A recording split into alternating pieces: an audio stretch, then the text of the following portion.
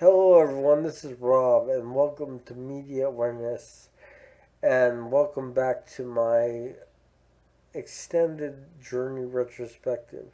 However, this video is more of essential items that a journey fan should have, whether you're a casual listener or a die-hard fan. These are things that in my opinion, should be in your collection. Whether it's a physical collection on CD, vinyl, um, tape, whatever your particular format of choice is. Um, but before we go any further, feel free to like this video, like my content, click the bell icon if you like what I do here. Feel free to contact me on Facebook via the link below. There'll also be links to the prior videos I did do on Journey, along with a link to their homepage, and much more.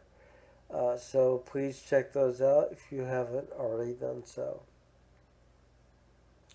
So if you're a casual listener of Journey, what should you listen to or what should you check out?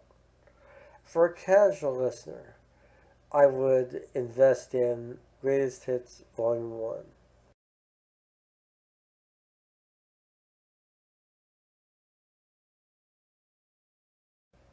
It has all the songs that a casual fan would want in one collection. And if you're missing a song or two, say Stone in Love, or Still They Ride, or The Party Is Over, you can get those songs on Greatest Hits Volume 2.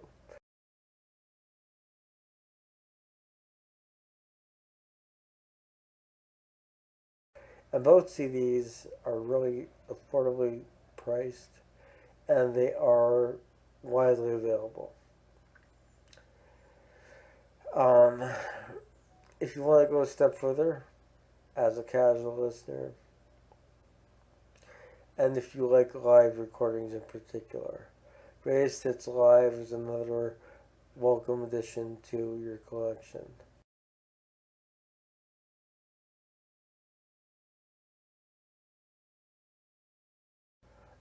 It's got great artwork on the cover. Always like that cover. And it's worth having for a casual fan. If you like live albums. If not, the studio albums are packed with all the songs you could possibly want and more. So there you have it for the casual fans.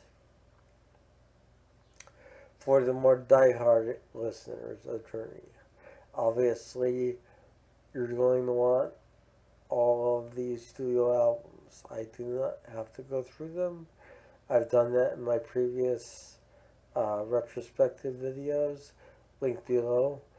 Um, I'm going to illustrate though a couple exceptions. Um, there was a CD I once had in my collection very proudly called Journey in the Beginning.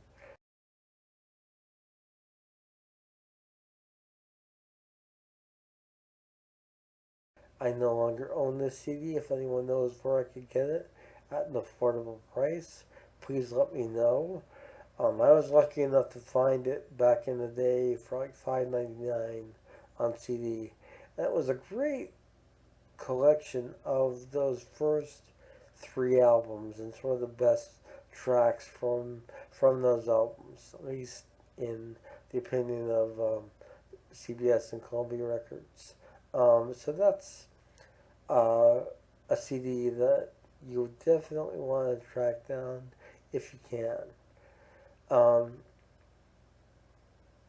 Another one that I will highlight as it tends to be overlooked is Dream After Dream.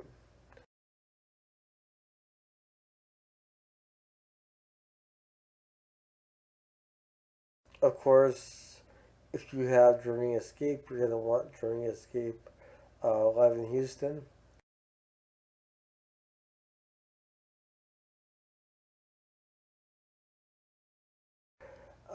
You're going to probably also want to add the Time 3 box set.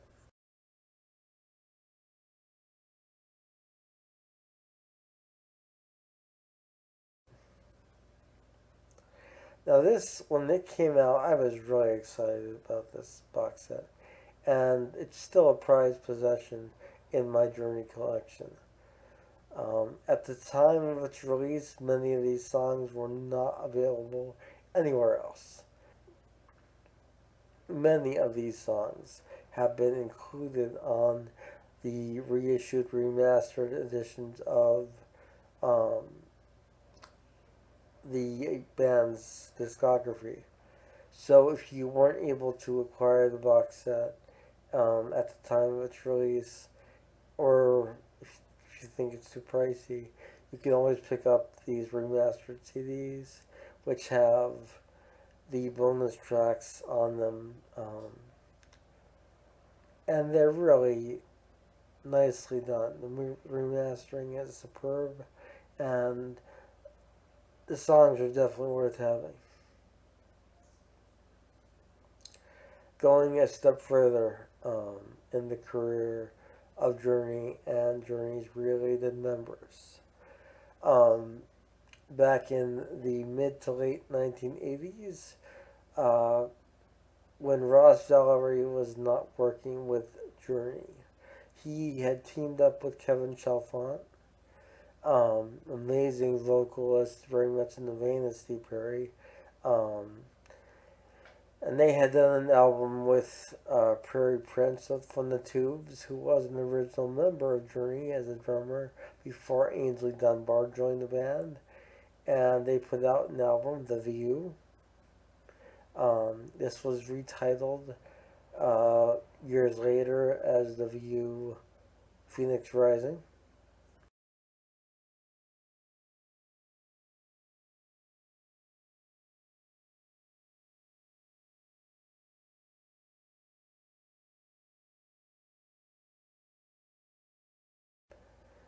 And in either way that you could track these down, you definitely want to as a diehard fan.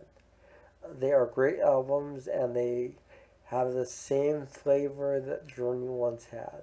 Also, The View is more, I think, of the Journey that people were expecting after Frontiers as opposed to Raised on Radio. I'm still partial to Raised on Radio. That's just me. I've always loved the album.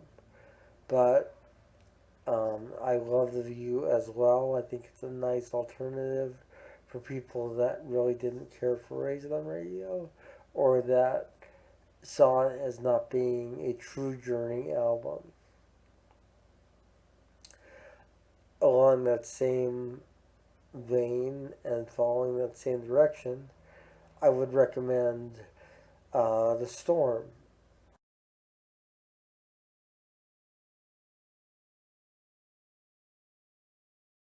which I highlighted in my retrospective, um, which had Kevin Chalfant again on vocals, along with ex members of Journey, Greg Rowley, Ross Valerie, Steve Smith. And this first album, self titled, had a couple hit singles. It was a very well done album. A little too overproduced for my taste, but for 1991, that was the era. So you have to take what you can get. Um, and it was a good album, and it still is a good album. Their follow up album, I Had a Storm,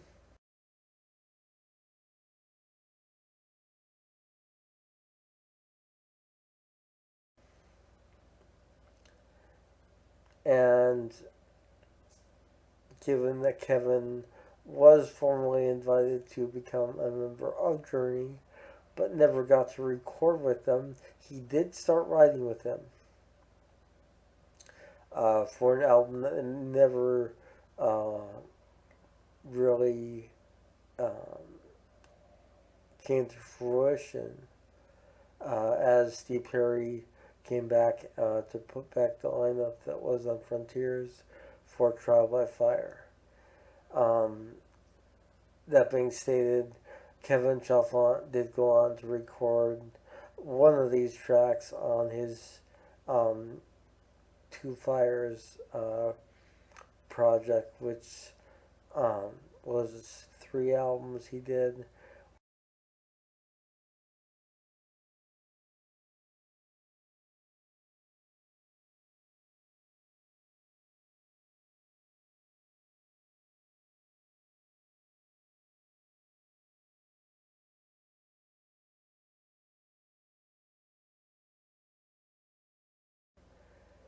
But all 3 albums are definitely worth having in your Journey collection, right alongside Trial by Fire and The Storm and The View, because it's still part of the Journey legacy. I'm going to add to that by saying you should also add Kevin Chalfant's best of Journey, Flight to Freedom, his favorite songs from the Journey catalog.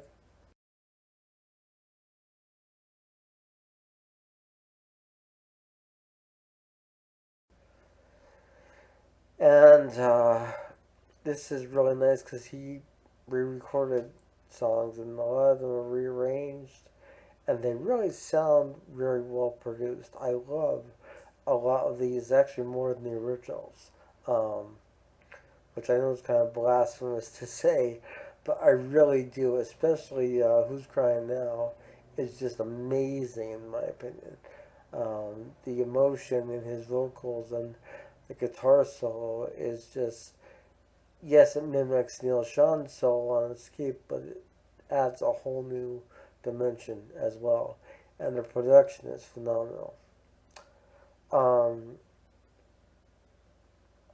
of course, you're going to want to also um, add Steve Perry's solo material to your Journey collection.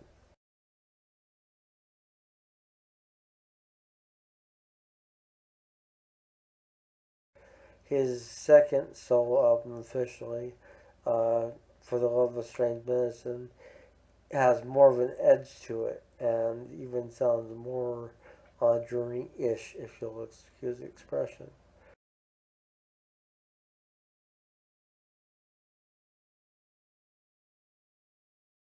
Um, that's another one that you want, as well as his album Traces.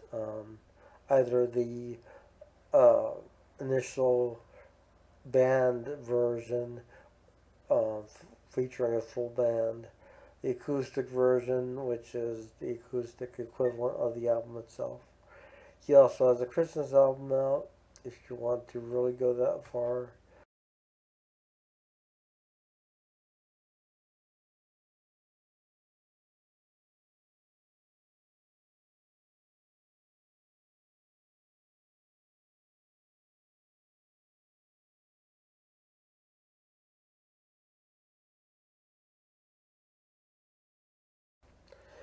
Um, you could also venture beyond that into the realm of bad English for Neil Sean and Jonathan Cain's material. Um, but then you're really going out on the limb, and uh, you're going to want to then go into Greg Raleigh's solo catalog, um, Neil Sean's solo material, which will bring you into Hardline, and so many other projects along the way. So you have to know where to draw the line in your own personal collection, even as a completist. Um, the Journey Live in Manila concert that was recorded after the Revelations album for that tour is another album that I do not have and I want. I have the DVD of it, but I do not have the CD.